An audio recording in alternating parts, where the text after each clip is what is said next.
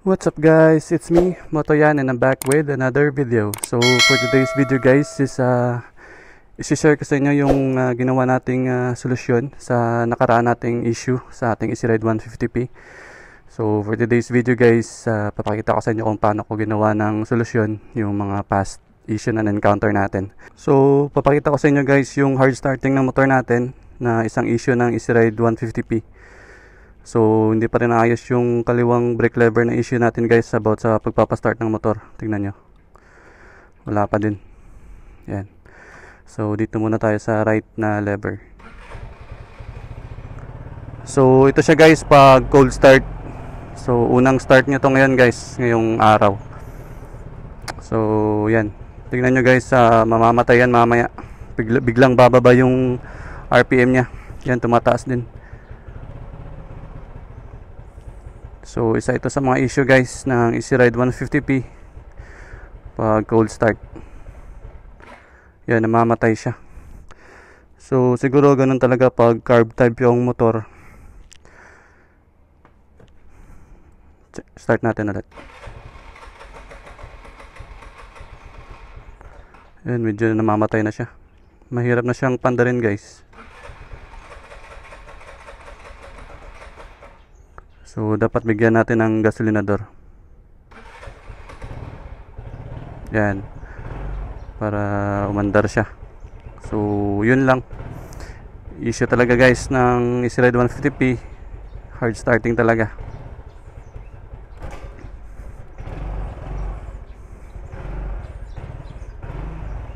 So yun guys, isa sa mga issue ng EasyRide 150p natin, yung hard starting. Nakita nyo naman kanina. So mahirap talaga siyang pandarin, especially pag unang start sa ngayong araw guys. So ganun lang ginagawa ko guys. Pag hindi talaga siya gumana or ayaw niyang umandar, binibigyan ko na lang ng throttle. Start sabay throttle para mabigyan siya ng RPM. So siguro yun talaga yung issue niya or downside pag carb type yung makina natin. Pero pag uminit na or nakatakbo ka na, okay naman yung motor natin. So awa ng Diyos, yung issue natin nakaraan na bigla tayong namamatayan sa daan, hindi naman siya bumabalik. Hindi pa nangyari ulit. So sana wag mangyari ulit.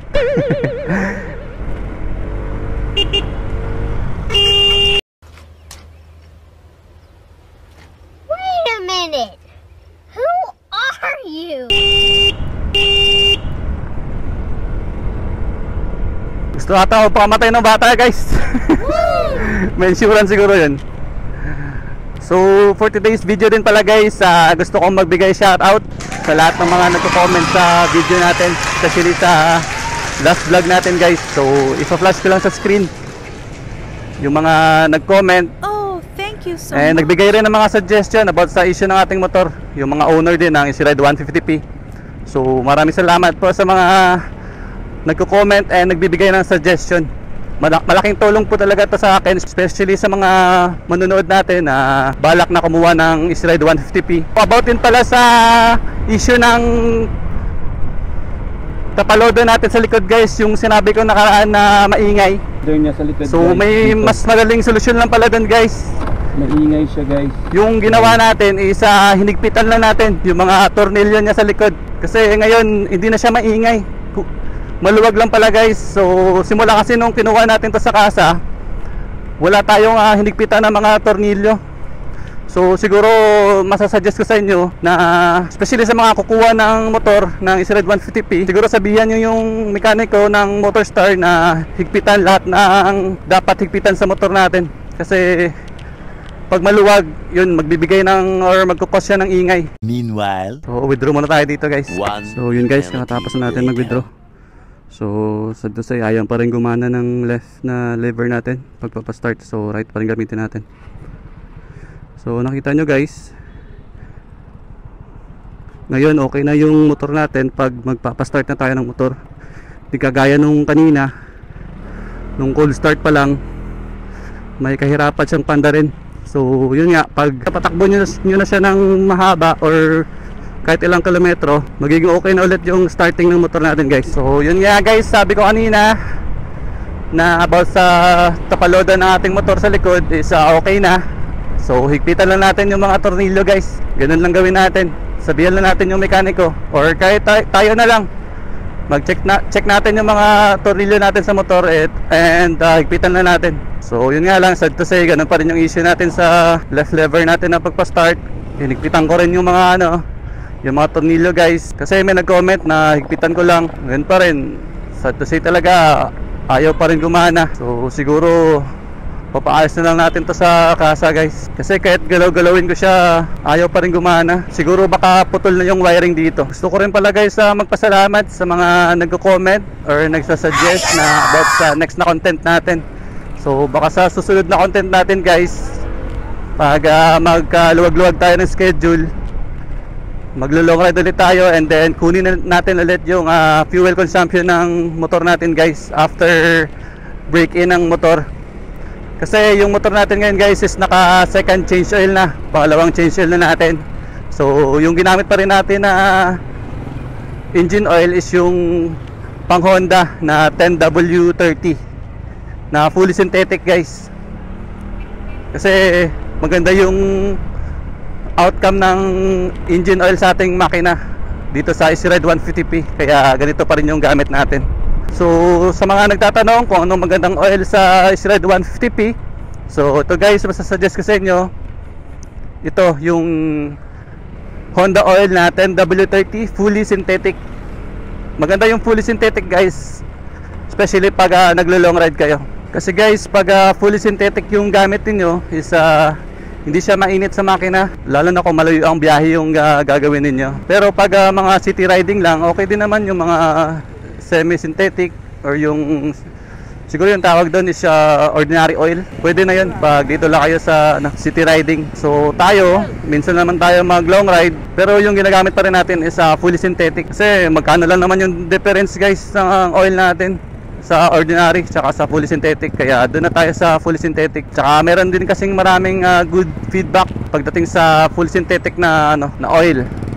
Maganda kasi yung feedback guys sa fully synthetic na oil kahit sa anong klaseng motor, mapa-scooter man yan, manual, kahit sa mga kahit sa mga sports bike. Kaya maganda talaga pag fully synthetic. So next stop natin dito sa Metrobank, magbabayad tayo guys ng mga bayarin. So see you ulit mamaya guys. One eternity later. Galaw. So yun, ayaw pa rin guys. Wala talagang solusyon. So kailangan talaga nating magpa-mekaniko. So yun, patapos natin magbayad sa Metrobank. Laki ng ulan sa bukid guys. Shit,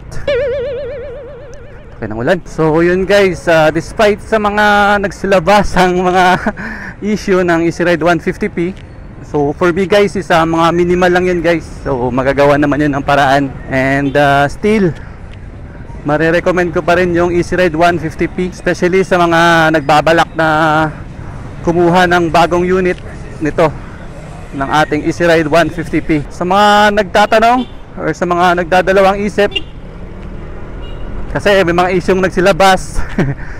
So still pwede nyo pa rin makuha to guys. Pwede nyo pa rin makonsider yung Easy Ride 150P, kasi napakaganda pa rin ng makina natin. Yung takbo, yung looks, yung comfortability, napaka-solid pa din guys.